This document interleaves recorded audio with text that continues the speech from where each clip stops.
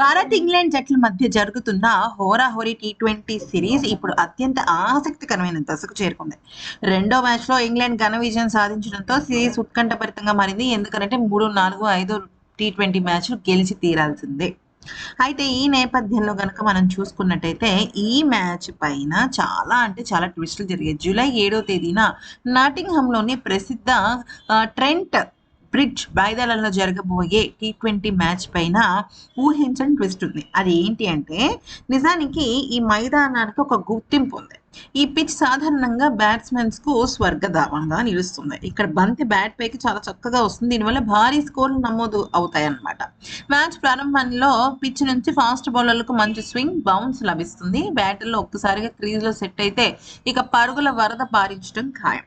ఈ పిచ్ పైన టాస్ గెలిచిన జట్టు ముందుగా బ్యాటింగ్ చేయడానికి మొగ్గు చూపే అవకాశం ఉంది. ఎందుకంటే మ్యాచ్ జరిగే కొద్దీ రెండో ఇన్నింగ్స్ సమయానికి కొంచెం పిచ్ మందగిస్తుంది, నెమ్మదిస్తుంది. దీనివల్ల చేసింగ్ కష్టంగా మారుతుంది. అందువల్ల ఇరు జట్ల కెప్టెన్స్ టాస్ గెలిచి పరుగుల పండగ చేసుకోవాలనే వ్యూహంతో బరిలోకి దిగుతారు. అయితే ఈ చారిత్రాత్మకమైన మైదానంలో ఇప్పటివరకు జరిగిన అంతర్జాతీయ టీ20లు కనుక పరిశీలించినట్టయితే మొదట బ్యాటింగ్ చేసిన జట్లు 8 గెలిచాయి. టోటల్ మ్యాచ్లు 14లో చేసింగ్ చేసినవి 6 గెలిచాయి. మొదటి ఇన్నింగ్స్ 155 నుంచి bear minimum score, maximum score 230+. Okay, అయితే అతి తక్కువ స్కోర్ ఏంటంటే 110 న్యూజిలాండ్ వర్సెస్ శ్రీలంక.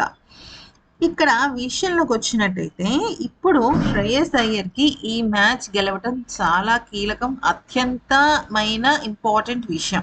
ఎందుకంటే ఈ మ్యాచ్ కనుక ఓడిపోతే సిరీస్ సమమైన అవుతుంది, లేదంటే ఆల్మోస్ట్ ఓటమి అన్నట్టుగానే. ఎందుకనంటే ఆల్రెడీ ఇంగ్లాండ్ ఒక మ్యాచ్ గెలిచింది, ఈ మ్యాచ్ కూడా గెలిచేస్తే 2 గెలిచినట్టే. ఇంకా మిగతా 2 కూడా మన భారత్ గెలిస్తే సిరీస్ సమం అవుతుంది, కానీ గెలిచినట్టు కాదు.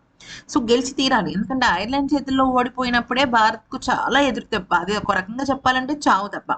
సో ఈ నేపథ్యంలో భారత జట్టు కెప్టెన్ అయిన శ్రేయస్ అయ్యర్ ఈ మ్యాచ్లో గెలిచి తీరాలి అంటే ముందు టాస్ గెలవాలి. టాస్ అనేది మన చేతుల్లో ఉండదు కాబట్టి ఇది చాలా పెద్ద తలనొప్పి అనమాట శ్రేయస్ అయ్యర్కి. బట్ ఎనీవేస్ ఎట్లా అయినా సరే గెలవాలి మ్యాచ్ అనే కాన్సెప్ట్ మీద బరిలోకి దిగాల్సిందే.